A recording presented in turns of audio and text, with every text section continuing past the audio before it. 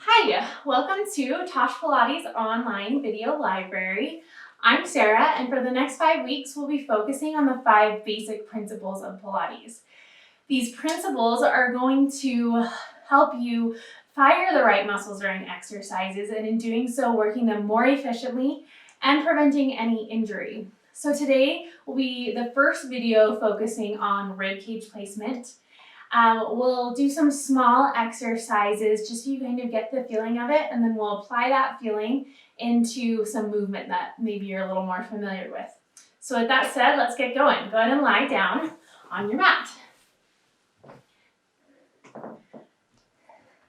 My knees are bent, my feet are flat, I'm in a neutral pelvic position, and I'm pretty comfortable and relaxed here. Just start by taking a few deep breaths, inhaling through the nose and exhaling out the mouth. If you have been following our videos, you've probably watched our video about breathing.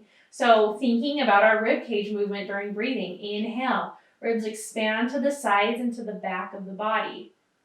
Exhale, contracting that back in, just so we don't start to get a lot of breathing through the chest, right? We don't want to tense unnecessary muscles.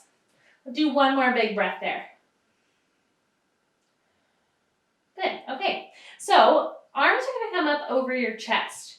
And just without really thinking about anything, bring your arms up over your head and see what happens. You probably feel your ribs start to lift up off of the mat and maybe a little bit of arching through your back. And now bring your arms forward and you'll feel your ribs kind of fall back to the mat. So this time, let's be a little more conscious. Inhale through the nose. Now as you exhale, bring your arms up over your head only as far as you can without letting your ribs lift up off of the mat. And then inhale, bring them forward. Did you feel anything different there? Go ahead and keep moving through this. Hopefully, you're feeling those abdominals fire up ever so slightly. It's not a big burning ab movement, right? But we should feel some good connection in the core as we do this, because our abs are connected to the bottom of our ribs here. So the better placement we keep our ribs in, the more our abdominals can efficiently work, right? And the more stable we keep the ribs, the more stable we keep the back. Just like when we were feeling that first one, we kind of felt the back arch. When we use the core, keep the ribs in place, our spine is staying in place as well, especially as our arms are moving and things. So those are a few of the things we want to think about as we are moving. So let's get into our first movement.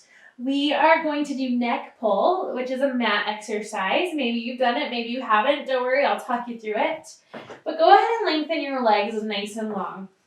Hands are going to come behind your head.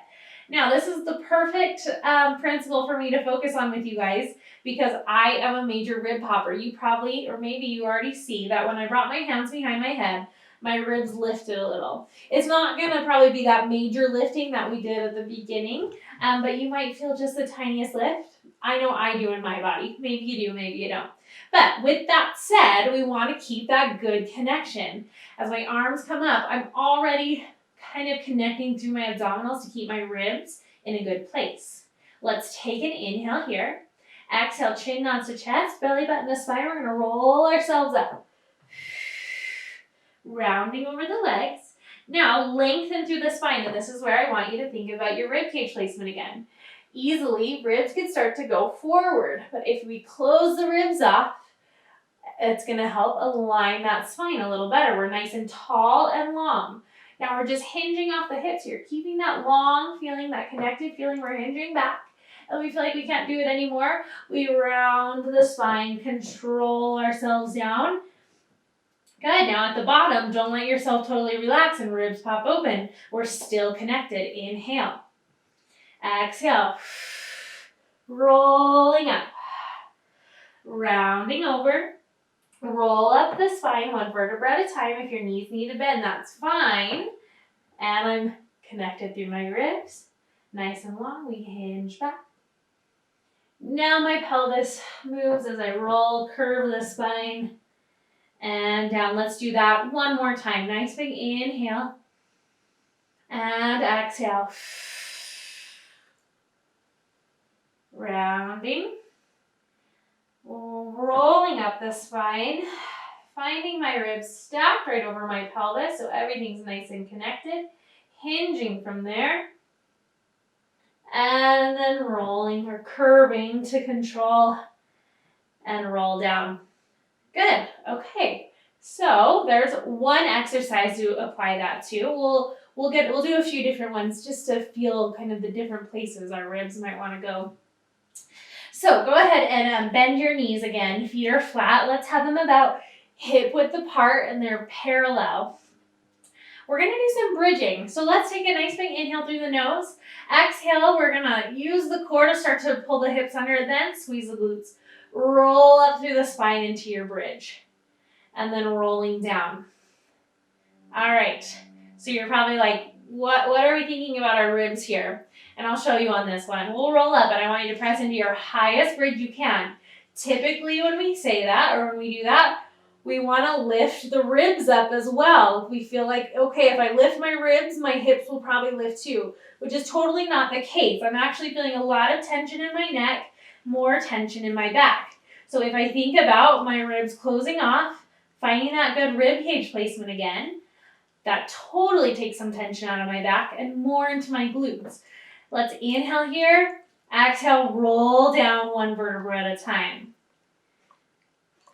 So, and maybe you do that, maybe you don't, but it's always a good thing to think about. So inhale at the bottom, exhale, we're rolling up. I like to think of a heavy sandbag on my chest here. That way I don't even try to lift. Yeah, it's that sandbag's trying to keep my chest down, creating this diagonal line from my knee down to my shoulders, rather than sometimes we're trying to literally create a bridge, right? Rolling down. Inhale and exhale. And that also means our core stays a little more connected during bridges, where yes, we're focusing on the glutes, but that core can help support our backs, which sometimes people tell me that they're feeling a lot of back pain in bridges, and that could, a lot of time is part of it. Everything's connected, right? We wouldn't think, okay, if my back's hurting in bridges, it must be my ribs. So again, that's a really nice thing to think about. All right, so with that said, let's come on up to sitting and try a different movement. We're going to go into a bit of a side plank. Let's start with a modified version, and then maybe we'll build. We're not super warm, right? So let's start with our knees bent. We're kind of sitting on the right hip, and my ankle and my heel are connected here. My hand is coming straight out from my hip, and my top arm is on my knee. Let's just go into it without thinking about it too much. We're going to do the modified version. So you're going to press down into that bottom knee to lift our hips up. We'll let that top arm reach up and then lower down. All right, so where do you feel like your ribs are placed? A couple things can happen here. As we lift, this arm is lifting, so it might be easy to let this side really, really start to lift up, and so the rib cage starts to open up as well. Again, kind of going into the back. We want to keep that stacked. We want to keep alignment to help the back. So I'll see if, I'm not sure, we'll see if this view helps you see that a little bit more. I'll do the incorrect version or the out of alignment version. As I press up, I really let this open and my ribs are popping forward.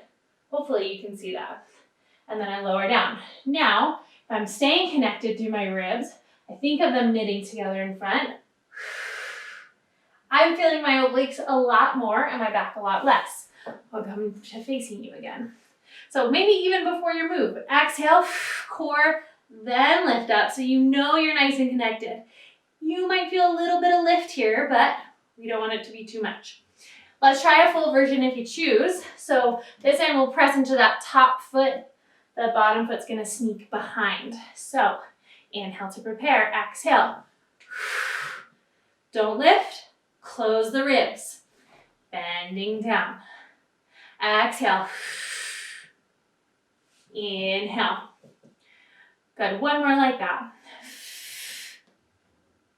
And relax. All right, and one last one. It's a little stretchy, which is nice. Okay, so I'm gonna show you the side view of it so you can see. Your legs are gonna go long. We're just doing twist. So legs are long, I like to say about the width of the mat. Now, if you need to bend those knees to get fully stacked up on your hips, that's absolutely fine. But here's another place where ribs wanna pop forward to help. When we think finding length, where can my arm be? When we think of we're lengthening through the spine, a lot of people lengthen and then start to go forward. But instead, I want you to think of everything wrapping and then lifting. Arms out to the sides. Let's twist to the right, 3 little pulses. Exhale, exhale, exhale, inhale, center. To the left. Inhale, center. Okay? So what we've been talking about the whole time, right? Not letting those ribs go forward, or sometimes even they want to hang back.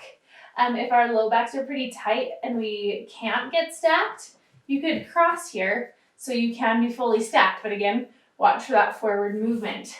We're just going to keep twisting those 3 little pulses side to side. And even though this doesn't feel like the most intense exercise ever, the more connected we stay through the core and aligned we stay through the torso, the more we will feel our obliques working, our back extensors working a little bit. And we're definitely getting some good mobility in the spine. Go ahead and relax. Okay, so there's just a tad bit about your rib cage placement. Again, if you know your rib cage popper, it's really one of those good ones to just keep thinking of that wrapping and knitting in. I always just remind myself that my abs are connected at my bottom rib there. And if I start to let that go, then I'm letting my abdominals go as well. And that is just gonna go into the low back. So good alignment and connection for the ribs, good stability for the ribs is good stability for the spine. Keep following us to learn about all the other principles, and we'll see you next time.